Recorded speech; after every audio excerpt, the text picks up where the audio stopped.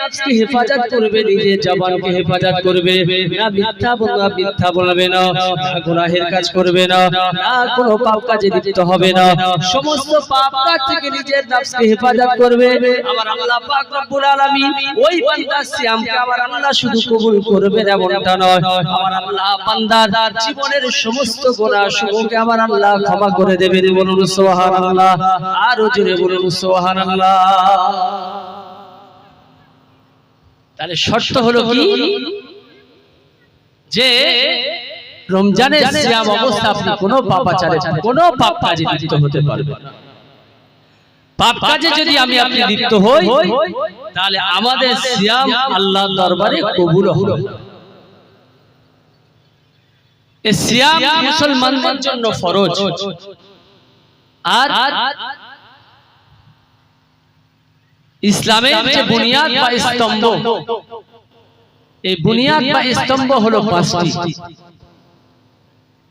তার ভিতরে একটি হলো রোজা।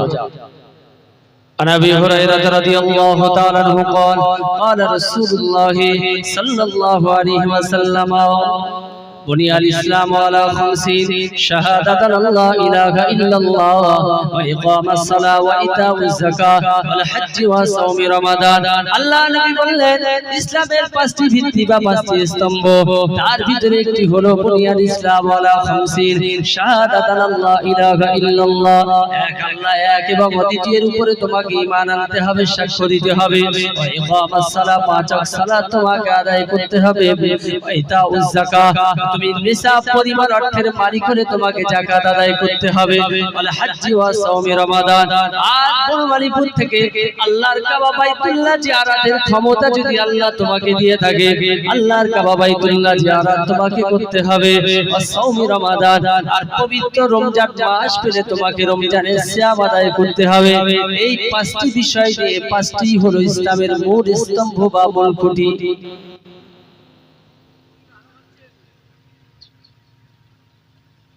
আলা সাইয়্যিদিনা ওয়া আলা আলি সাইয়্যিদিনা ও শহরে মুহাব্বত जहाँ मुस्तफा है, ओ शहरे मुहब्बत जहाँ मुस्तफा है, वही घर बनाने को दिल चाहता है।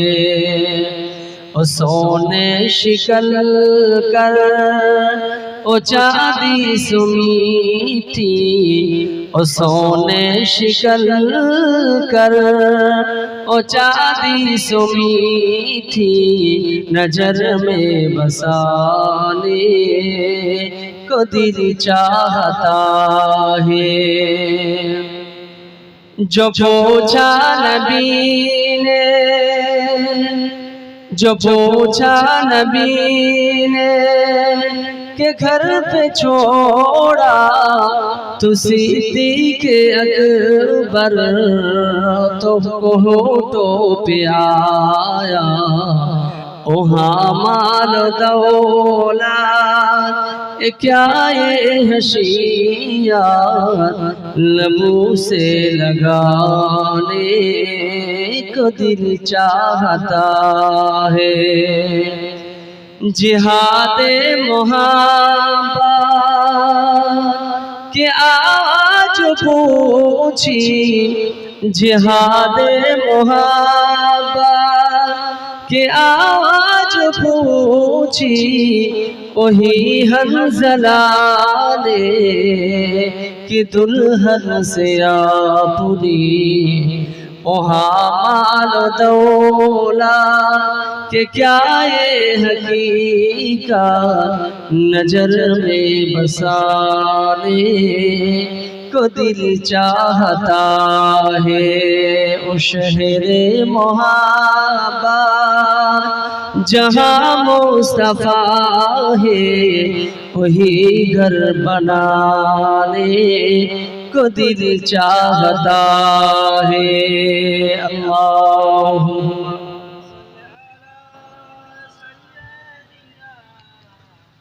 মাওলানা মুহাম্মদ ওয়া আলি।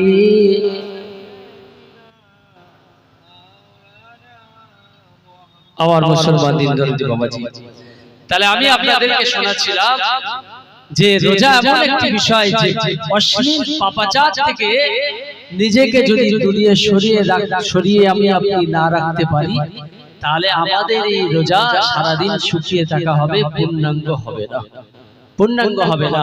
আর রোজা ইসলামের পাঁচটা ভিত্তি বা পাঁচটা খুঁটির ভিতরে একটি, পাঁচটা স্তম্ভের ভিতরে একটি। কোনো মতেই এটা থেকে নিজেকে দূরে সরিয়ে রাখা যাবে না। সুস্থ মস্তিষ্ক এবং বালেগ যারা, তাদের প্রত্যেকের জন্য রোজা ফরজ। শুধুমাত্র যারা সফর, কোরআনে আল্লাহ বলে, কোরআনের ভিতরে আল্লাহ বলে যারা সফরে থাকবে এবং যে সমস্ত মহিলাদের ঋতুকালীন পরিস্থিতি হবে, তার সাথে সে যারা যারা মাজুর ব্যক্তি, অসুস্থ, রোজা করলে অসুস্থতা আরো বেড়ে যেতে পারে, এরা ছাড়া বাকি সব মানুষকেই রোজা রাখতে হবে, এটা হলো ফরজ। আমার অনেক ভাইরা তারা ইচ্ছাকৃতভাবে রোজা রাখে না, প্রথম 5টা 6টা রাখে, মাঝখানে আবার খাওয়া দাওয়া চলে, আবার 26 27 কি আবার রোজা রাখা হয়। এটা হচ্ছে চলমান ধর্ম ব্যবস্থা। এটা পরিবর্তন করে ইসলামিক যে ধর্ম ব্যবস্থা সেটার উপরে আমাদের পূর্ণাঙ্গ খেয়াল রাখতে হবে, পূর্ণাঙ্গ খেয়াল রাখতে হবে। আমার ভাইরা, তাহলে আমি আপনাদেরকে শোনাচ্ছিলাম ইসলামের 5টা ভিত্তি বা স্তম্ভের ভিতরে একটি হলো রমজান মাসের সিয়াম। আর প্রথম নম্বর কি, যেটার উপরে প্রত্যেকটা মুসলমানের ঈমান আনা এবং তার সাথে সাথে সেই অনুযায়ী কাজ করা আমাদের জন্য অপরিহার্য। নবী বলে, ক্বালা তা'বুদুল্লাহ লা তুশরিক বিল্লাহি শাইয়্যা, এক আল্লাহর ইবাদত করবে, তার সাথে কাউকে শরীক করবে না। আল্লাহ নবী মদিনার মসজিদে বসে আছেন, অগণিত সাহাবীরা বসে আছেন।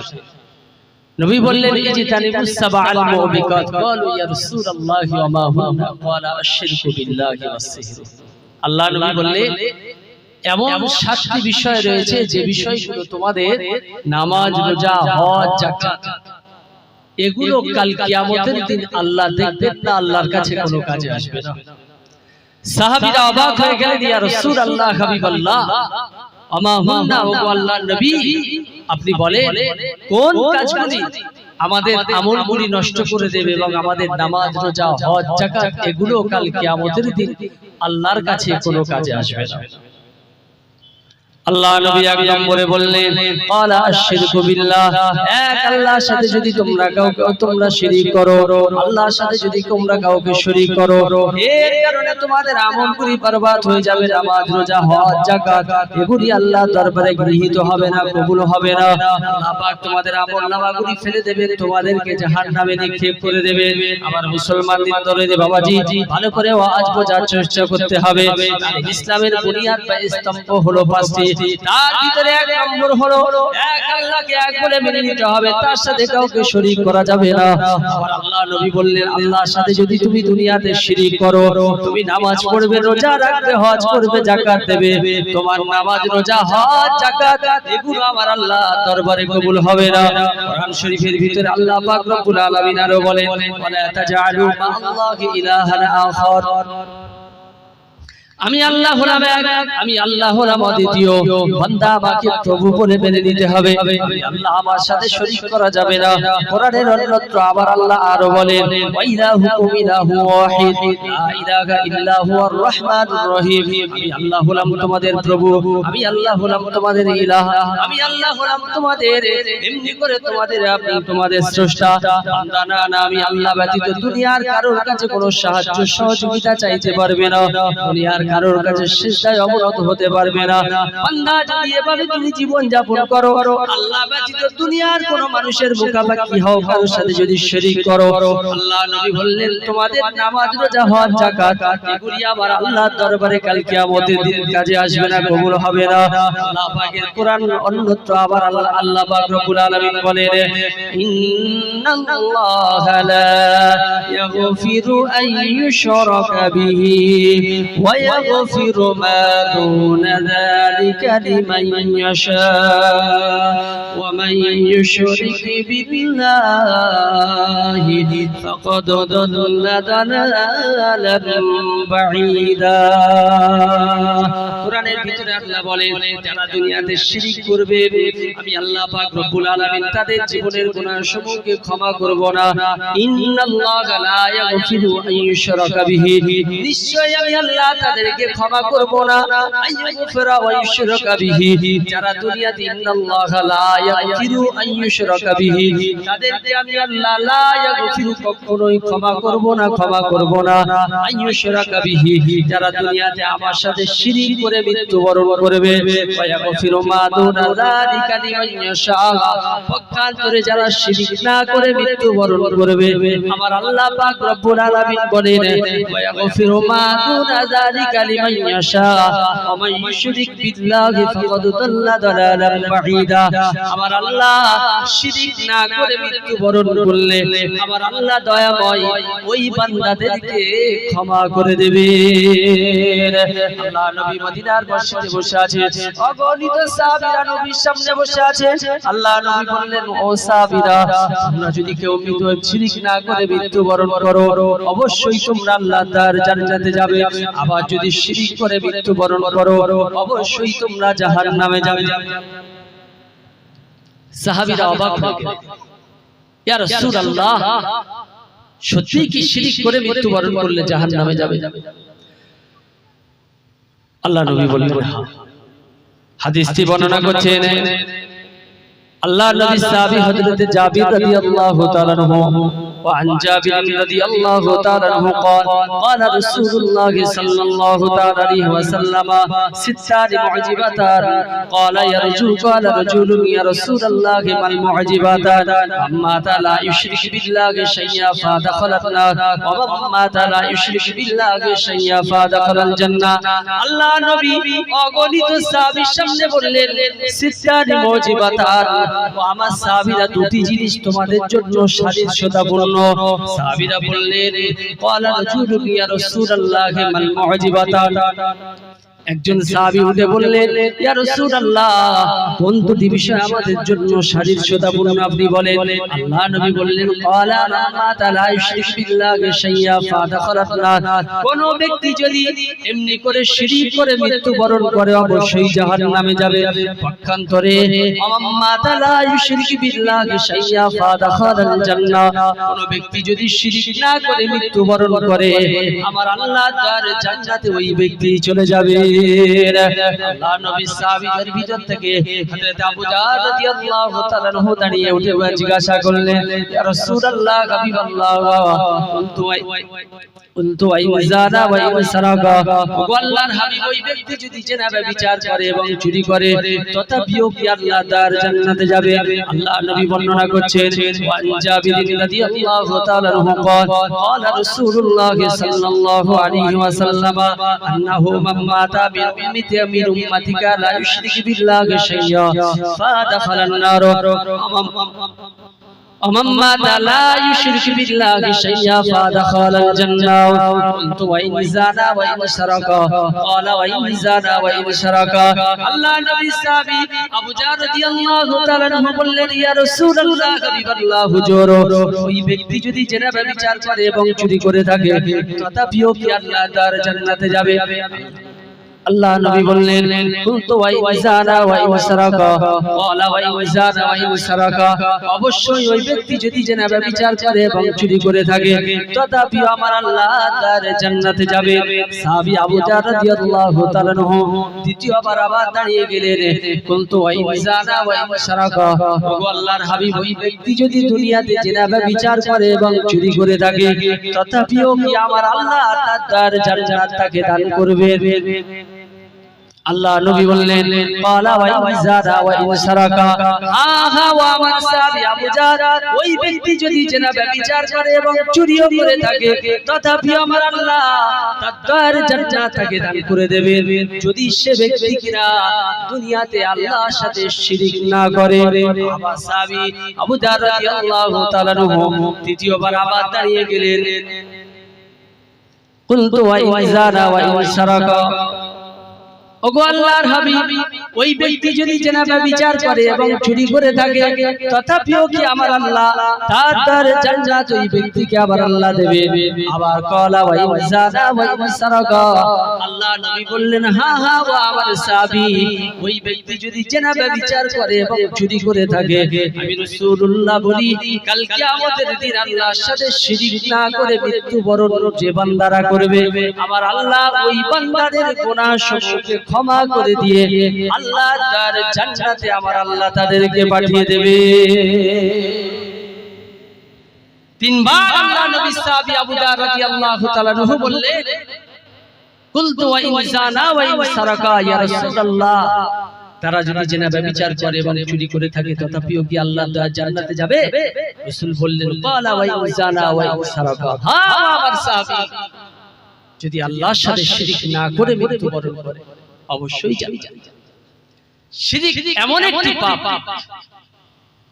এমন একটা পাপ যে কাজ করলে বান্দা সব আমল নষ্ট, সব আমল নষ্ট হয়ে যাবে, কোনো আমল আল্লাহর দরবারে কবুল হবে না।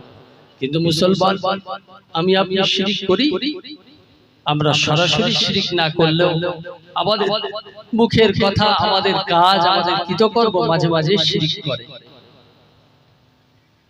মুখের কথার দ্বারা শিরক হয়, কাজের দ্বারা শিরক হয়। রাস্তায় একজন অ্যাক্সিডেন্ট হয়েছে, এখন আপনারা গিয়ে তুললেন, পানি দিলেন, শাহাদাত নার্সিং হোমে ভর্তি করলেন, ধোয়াঘাটায়। ব্যক্তিটা হয়তো 2 ঘন্টা 4 ঘন্টা পরে মারা গেল। এখন মারা যাওয়ার পরে বাড়ি এসে গবেষণা হচ্ছে যে এখানে না নিয়ে যদি তড়িঘড়ি চিত্তরঞ্জনে পাঠিয়ে দেওয়া যেত তাহলে হয়তো বেঁচে যেত। কোরআন বলছে ফাইজা জা আজালুহুম লা ইস্তাখিরুনা সাআতান ওয়া লা ইস্তাকদিমুন, নির্দিষ্ট সময় 1 সেকেন্ড এদিক ওদিক হবে না, যার যেখানে মৃত্যু থাকবে সে জায়গায় মৃত্যু হবে। আজরাইল সে জায়গায় পৌঁছে যাবে। আপনি বনমালীপুরে আছেন, এখান থেকে যদি আপনি বাঁকুড়াতে চলে যান আজরাইল মৃত্যুর সময় হলে বাঁকুড়াতেই পৌঁছে যাবে। এখন আপনার ধারণা এটা কে দিল? শাহাদাত নার্সিং হোমে না দিয়ে আপনি যদি চিত্তরঞ্জনে দিতেন বেঁচে যেত। তাহলে শিরক এটার মাধ্যমে হলো। হায়াত মউতের মালিক কে? আল্লাহ। তাহলে আল্লাহর উপরে মাঝে মাঝে বাটপারি আমরা করে থাকি না থাকি? হ্যাঁ, আমাদের বাচ্চাদের দাঁত পড়ে গেলে এখনো পর্যন্ত অনেক মা বোনেরা আছে বা আমাদের দাদিরা নানিরা আছে, তারা বলে দেয় এই দাঁতটা নিয়ে পুকুরে ফেলে দাও বা ইঁদুরের গর্তে দিয়ে দাও, গিয়ে বলে যে মাছ ভাই আমার দাঁতটা দাও আর আমার দাঁতটা নাও আর তোমার দাঁতটা দাও, বলে না? হ্যাঁ, আচ্ছা, এত সুন্দর চেহারা যে আল্লাহ দিলে, আর দাঁত একটা পড়ে গেছে, ও দাঁতটা দেওয়ার মালিক তো আল্লাহ। হ্যাঁ, এটার জন্য আবার মাছ বা ইঁদুরের গর্তে গিয়ে চাইতে হবে কেন? তাহলে শিরক হলো না? হলো। এমন ভাবে আমাদের কথা, কৃতকর্ম, কাজ আমাদেরকে মাঝে মাঝে শিরক করা। ছেলের বিয়ে দিয়েছেন, বাচ্চা হচ্ছে না, বৌমার গর্ভে বাচ্চা আসছে না, ছেলেকে অনেক বাবা আছে বলছে যাও ঘুটিয়ারি বাজারে গিয়ে চাদর চড়িয়ে আসো, ওখানে নাকি হাজত দিলে বাচ্চা আসে। এখন ওখানে গিয়ে কোন রকম ভাবে ফলস হয়েছে, তারপরে বলছে বাবা এতে যখন হলো না, ঠিক আছে যাও আজমিরে যাও, 1000-1000 টাকা খরচ করো, ওখানে গেলে শুনেছি কেউ খালি হাতে ফিরে না। আর আমাদের একটা শিল্পীর গজল আছে, ও গো খাজা ও গো বাবা কেউ ফিরিনি খালি হাতে তোমারই দানে, হ্যাঁ বলে না? এই শিরিক, এই গজল যারা পড়বে এবং যারা শুনবে বিশ্বাস করলে ঈমান চলে যাবে। এখন ঘটিয়ারি ফলফল গাজী বাবা খাজা শরীফে আজমিরে গেল, ওখানে গিয়ে আর কিছুদিন পরে ছেলের বিবির গর্ভে বাচ্চা আসলো, আর ঈমান থাকবে বলে মনে হয়? তখন কি বলবে? মাশাআল্লাহ, আজমিরে গিয়ে কাজ সাকসেস। আপনারা হয়তো অবাক হচ্ছেন, আমাদের এখানকার মানুষ না গেলে শুক্রবার কারা যায় গাড়ি চড়ে ঘুরিয়ে দিতে? হ্যাঁ কারা যায় বাবা? যা চাইতে হবে মহান আল্লাহর কাছে, সৃষ্টিকর্তার কাছে। ছেলে দেওয়ার মালিক তিনি, মেয়ে দেওয়ার মালিক তিনি। আল্লাহ বলেন আমি যাকে ইচ্ছা অপরন্ত নিয়ামত দান করি, যাকে ইচ্ছা ছেলে সন্তান দিই, যাকে ইচ্ছা মেয়ে সন্তান দিই, আবার আমি ইচ্ছা করলে আল্লাহ কাউকে সন্তান দিই। তোমার ভিতরে এই বোধ বুদ্ধি, এই ধারণা এখনো পর্যন্ত এই যুগে এত আওয়াজ শুনে ছেলের জন্য ঘুটিয়ারি মাজারে যাও, তাবিজ ঝুলিয়ে ঘোরো, তুমি কি শিরিক করলে না? হ্যাঁ আমার ভাইরা, এগুলোর মাধ্যমে আমরা মাঝে মাঝে শিরিক করে থাকি। আবার মুসলমান দিন দরদি বাবাজি, আমার ভাইরা বাবাজিরা, শিরিক থেকে যদি আমি আপনি নিজেকে বাঁচাতে পারি, পরিবারকে বাঁচাতে পারি, আমাদের অন্যান্য গুনাহ সমূহকে আমার আল্লাহ ক্ষমা করে দেবে। আমি এর আগে দুটো হাদিস আপনাদেরকে শুনিয়ে দিয়েছি। প্রত্যেকটা হাদিসের ভিতরে সার মর্ম হলো, আপনি যদি শিরিক না করে মৃত্যুবরণ করেন, আপনার ভিতরে যদি জেনা ব্যভিচার থাকে, আপনার ভিতরে যদি চুরি করার গুনাহ থাকে, অন্যান্য পাপ রাশি যদি আপনার ভিতরে থাকে, তথাপিও আমার আল্লাহ একদিন না একদিন আমাকে আপনাকে ক্ষমা করে দিয়ে আল্লাহ জান্নাত আল্লাহ আমাকে আপনাকে দান করে দেবে। কিন্তু আল্লাহ বলছেন না না বান্দা, যদি শিরিক করে মৃত্যুবরণ করো, আমি আল্লাহ তোমাদের অন্যান্য গুনাহ দূরের কথা, বান্দা পাহাড় পাহাড় পরিমাণ যদি নেকি অর্জন করে থাকো, বান্দা 40 বছর রোজা রেখে দেবে, বান্দা 40 বছর জঙ্গলে ইবাদত করে আসবে, বান্দা রমজান মাসে তুমি মসজিদে ইফতারি দেবে, কুরবানির সময় 1 লক্ষ টাকা খরচ করে তুমি বান্দা কুরবানি দেবে। এরপরে যদি তোমার ভিতরে শিরিক থাকে, আমি আল্লাহ পাক রব্বুল আলামিন কাল কিয়ামতের ময়দানে বান্দা তোমার ওই আমলনামা আমার দরবারে কোনো কাজে আসবে না, কোনো কাজেই আসবে না। ও আমলগুলি আমার দরবারে নষ্ট হয়ে যাবে। বান্দা অর্থাৎ শিরিক মুক্ত জীবন করতে হবে। শিরিক ব্যতীত জীবন আমি আপনি যদি করতে না পারি, আমার আপনার এই জীবনের আমলগুলি সব নষ্ট হয়ে যাবে। প্রিয় ভাইরা ভালো করে পড়ে রাখুন, এজন্য শিরিক থেকে বাঁচার জন্য আমরা যারা গার্জিয়ান আছে, আমাদের প্রত্যেকের, আমাদের পরিবারগুলোকে সবাইকে শিরিক থেকে বাঁচার জন্য বলতে হবে। কারণ আপনারা লোকমান হাকিম আলাইহিস সালাতু ওয়াস সালামের কথা আমরা অনেকেই শুনেছি। যিনি তার সন্তানকে 10টি উপদেশ দিয়েছিলেন, যিনি কোনো নবী ছিলেন না, কোনো রাসূল ছিলেন না। লোকমান হাকিম আলাইহিস সালাতু ওয়াস সালাম দাউদ আলাইহিস সালাতু ওয়াস সালামের যুগের একজন উম্মত ছিলেন। এই লোকমান হাকিম আলাইহিস সালাতু ওয়াস সালাম আল্লাহ পাক রব্বুল আলামিন তাকে এত পছন্দ করেছিলেন কেন? আল্লাহ পাক রব্বুল আলামিন একজন নবীর উম্মত হওয়ার কারণে তার নামটা কোরআনে লিপিবদ্ধ করে দিয়েছিলেন। তার কারণ লোকমান হাকিম আলাইহিস সালাতু ওয়াস সালাম তার সন্তানকে যে 10টি উপদেশ দিয়েছিলেন, তার ভিতরে 1 নম্বর উপদেশ হলো আল্লাহ পাক কোরআন পাকের ভিতরে জানিয়ে দেন, وَإِذْ قَالَ لُقْمَانُ لِابْنِهِ وَهُوَ يَعِظُهُ يَا بُنَيَّ لَا تُشْرِكْ بِاللَّهِ إِنَّ الشِّرْكَ لَظُلْمٌ عَظِيمٌ। আল্লাহ পাক রব্বুল আলামিন লোকমান হাকিম আলাইহিস সালাতু ওয়াস সালাম তার সন্তানকে উপদেশ চলে আল্লাহ বলেন, ওয়াইদ ক্বালা লুকমানু, স্মরণ করো লোকমান হাকিম আলাইহিস সালাতু ওয়াস সালামের কথা। ইয়া বুনাইয়া লা তুশরিক বিল্লাহ, যখন লোকমান হাকিম আলাইহিস সালাতু ওয়াস সালাম তার সন্তানকে উপদেশ চলে বলেছিলেন, ইয়া বুনাইয়া, ওহে আমার বৎস, লা তুশরিক বিল্লাহ, তুমি আল্লাহর সাথে কাউকে শরীক করবে না। ইন্নাশ শিরকা লা যুলমুন আযীম, কারণ শিরিক হলো সব পাপের বাপ, সবচাইতে মহা পাপ হলো শিরিক। এজন্য তুমি শিরিক মুক্ত জীবন গড়বে। লোকমান হাকিম আলাইহিস সালাতু ওয়াস সালাম তার এই সন্তানের প্রতি উপদেশ আমার আল্লাহ পাকের এত পছন্দ হয়েছিল। পরবর্তীতে যখন নবী মুহাম্মদ সাল্লাল্লাহু আলাইহি ওয়াসাল্লাম আমার আপনার নবীর উপরে যখন আল্লাহ পাক কোরআন অবতীর্ণ করেন, আল্লাহ পাক গোটা পৃথিবীর মানব জাতিদের, গোটা পৃথিবীর সমস্ত পিতাদেরকে আল্লাহ উপদেশ চলে বলে দিলেন, তোমরা লোকমান হাকিম আলাইহিস সালাতু ওয়াস সালাম তার পুত্রকে, তার সন্তানকে যেভাবে শিরক থেকে বাঁচার জন্য উপদেশ দিয়েছিল, তোমরাও তোমাদের সন্তানদেরকেও সেই উপদেশ দেবে। এতজন গার্জেন আমরা যারা আছি, আমরা আমাদের সন্তানদেরকে এভাবে কোনদিন নসিহত করে শুনিয়েছি? আরো 10টা নসিহত লোকমান হাকিম আলাইহিস সালাতু ওয়াস সালাম তার সন্তানকে করেছিল। আল্লাহ পাকের এত পছন্দ হয়েছিল, আমার আল্লাহ শেষ জামানার নবীর উম্মতের উপরে যখন আল্লাহ কোরআন অবতীর্ণ করে, লোকমান হাকিম আলাইহিস সালাতু ওয়াস সালাম ওই কথাগুলি কোরআনে পরিপূর্ণ রূপে লিপিবদ্ধ করে দিয়েছে। আমার ভাই, এজন্য শিরক মুক্ত জীবন আমাকে আপনাকে, শিরক যদি আমি আপনি মুক্ত না হতে পারি, এক আল্লাহর ইবাদত করতে হবে।